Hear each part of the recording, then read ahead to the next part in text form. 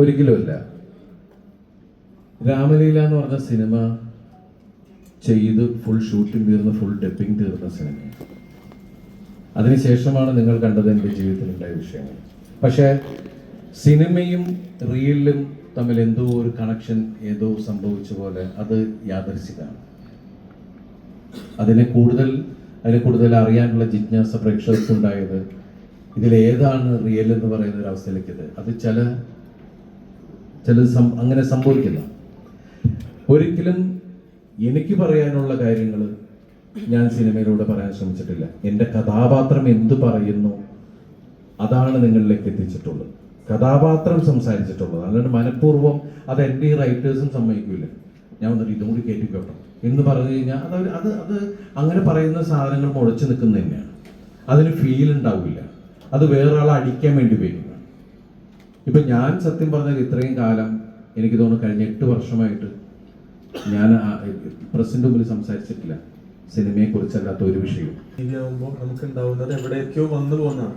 ഇന്നതിന് വേണ്ടിയിട്ട് ഞാൻ പറഞ്ഞു എഴുതിയിട്ടില്ല. പക്ഷെ എനിക്ക് തോന്നിയിട്ടുള്ളത് എവിടെയോ സിനിമയിൽ വല്ലാതെ ഈ സിനിമയില് റിപ്പോർട്ട് സിനിമ ഫലമാണ് ഈ സിനിമ ഇത്ര വിജയമായെന്നത്. ആക്ച്വലി അത് സംശയമില്ല. ഇനിയുള്ള കഥകൾ എഴുതുമ്പോഴും പല കാര്യങ്ങളും ആലോചിക്കേണ്ടവർ സമൂഹത്തിൽ നടക്കുന്ന പല കാര്യങ്ങളും താങ്കളുടെ മനസ്സിൽ അങ്ങനെ ഒരു സ്ക്രിപ്റ്റ് എഴുതണമെന്ന് താങ്കൾക്ക് തോന്നുന്നു. സൈക്കിൾ ഇതൊക്കെ എനിക്ക് സൈക്കിളല്ല ലാൽ സാറിന് മോശമായിട്ട് പറയുമ്പോൾ ഞാൻ ഇടയിൽ ഇപ്പൊ ഷാരിസ്ക പറഞ്ഞു വെച്ചുകൊണ്ട് ഞാനിപ്പം പറയാണ്.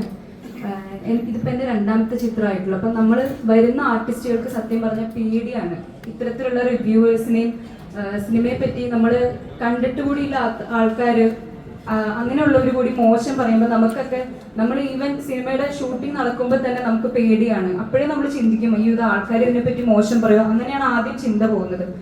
എനിക്ക് തോന്നിയൊരു കാര്യം മോശം പറയാനുള്ളതാണോ ഈ സിനിമ എന്ന് നമ്മൾ ചിന്തിക്കണം. കാരണം മറ്റൊരാളുടെ അഭിപ്രായം നമ്മൾ ഒരിക്കലും കടമെടുക്കരുത്. നമ്മൾ തന്നെ സിനിമ പോയി കണ്ട് നമ്മളുടേതായ ഒരു അഭിപ്രായം ഉണ്ടാവണം. അല്ല, ഞാൻ ഓൾറെഡി അത് പറഞ്ഞായിരുന്നു. കാരണം ഞാൻ സിനിമയെ സ്നേഹിക്കുന്ന ആളാണ്. ഞാൻ ബിസിനസ് ചെയ്യുന്ന ഒരാളാണ്.